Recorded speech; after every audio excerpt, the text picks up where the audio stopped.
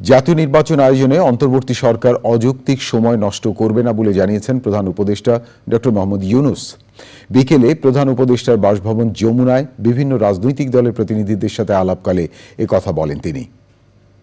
সাম্প্রদায়িক সম্প্রীতি বজায় রাখতে আসন্ন দুর্গাপূজায় কেউ যাতে নৈরাজ্য সৃষ্টি করতে না পারে সে বিষয়েও সতর্ক থাকতে ইসলামী দলগুলোর প্রতি আহ্বান জানান প্রধান উপদেষ্টা।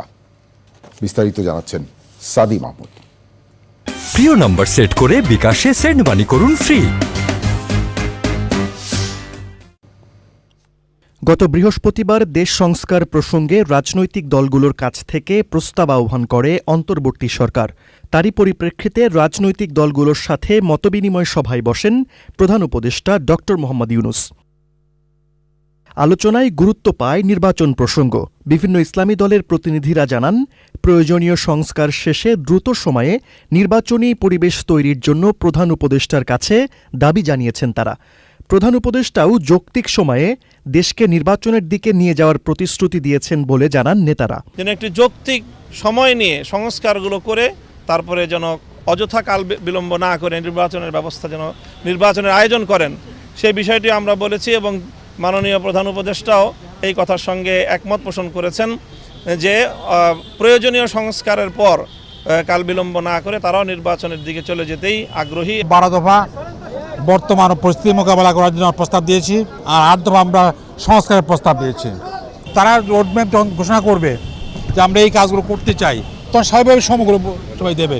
আমরা মনে করি যৌক্তিক সময় লাগবে। আশ্বস্ত করেছেন এবং স্পষ্ট বলেছেন মাননীয় প্রধান উপদেষ্টা যে আমরা যত দ্রুত সম্ভব আমাদের কাজগুলো গুছিয়ে একটা নির্বাচন উপহার দিয়ে নতুন সরকারের কাছে ক্ষমতা হস্তান্তর করে আমরা বিদায় নিতে পারলেই বাঁচ। সন্ধ্যায় প্রধান উপদেষ্টার সাথে বৈঠকে বসেন গণফোরাম ও জাতীয় পার্টির নেতারা। তাদের আলোচনায়ও উঠে আসে নির্বাচন ও সংস্কার প্রসঙ্গ। দেখুন, দেশ স্বাধীনের পর থেকে আজকে পর্যন্ত অনেক রাজনৈতিক দল আছে, অনেকে ক্ষমতা গেছে, আমরা ক্ষমতা ছিলাম, সবারই কম বেশি ভুল ত্রুটি আছে। তাই সেই জন্য আমরা বলছি যে রাজনৈতিক দলগুলি শুধুমাত্র নির্বাচন করে গিয়ে সংস্কারগুলি করবে, এটা আমাদের মনে হয় না। তাই এই সরকারের পক্ষে করা সম্ভব। আমাদের অনেক ভুল ত্রুটি আছে, সেই ভুল ত্রুটি যাতে ইচ্ছা করলে করতে না পারি, সেই জন্য তো সংস্কারগুলি প্রয়োজন। বর্তমান সময়ে আমরা যে সংস্কার প্রস্তাব দিয়েছি এবং মাননীয় প্রধান উপদেষ্টা সেটা গ্রহণ করেছেন এবং এটা বাস্তবায়ন করার জন্য আমরা যে আবেদন করেছি তাতে তারা সম্মত হয়েছেন।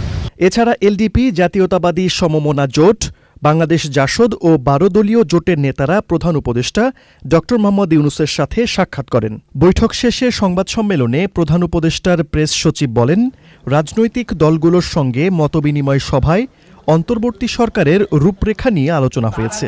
প্রধান উপদেষ্টা খুব শীঘ্রই রূপরেখা প্রকাশ করবেন বলে উল্লেখ করেন তিনি।